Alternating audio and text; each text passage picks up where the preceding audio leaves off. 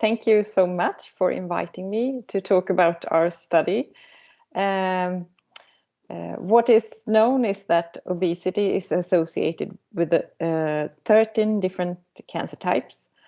And of these, multiple myeloma is the only hematological cancer that is considered to be obesity related at present.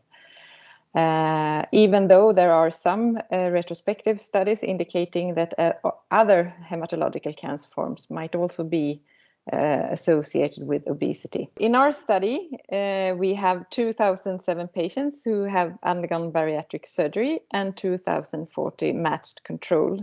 And we have been following these patients for up to 33 years now.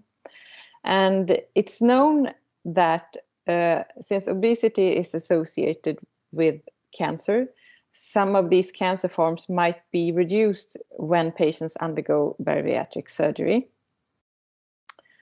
But at present, there are no prospective studies that have been looking into hematological cancers following bariatric surgery. So that's what we did in our study. And what we saw then was that hematological cancer and death by hematological cancer was reduced in the group that had undergone bariatric surgery. And what we also saw, since the most hematological cancers we observed were lymphomas, we did a specific analysis on those. And there we saw that we had a 55% reduction of lymphoma cases in our bariatric surgery group.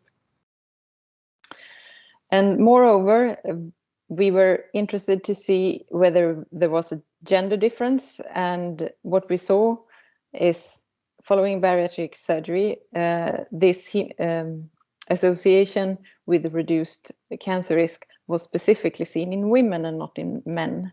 And what we also saw is that this reduction was associated with blood glucose levels, indicating that the glucose is one of the factors driving this cancer in women.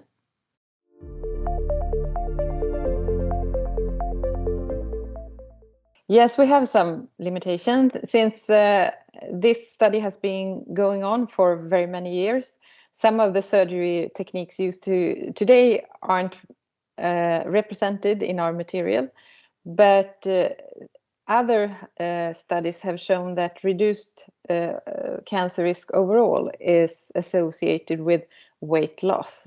And the magnitude of weight loss with the techniques used in our study is comparable to the modern techniques used today.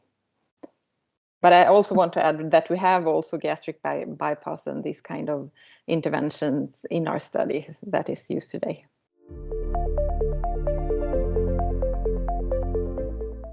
What is important is that the implications are that obesity should be considered a risk factor for hematological cancer, and also to further understand the drivers of this cancer must be next step. But also we think that bariatric surgery should be considered a prevention method for cancer in patients with obesity.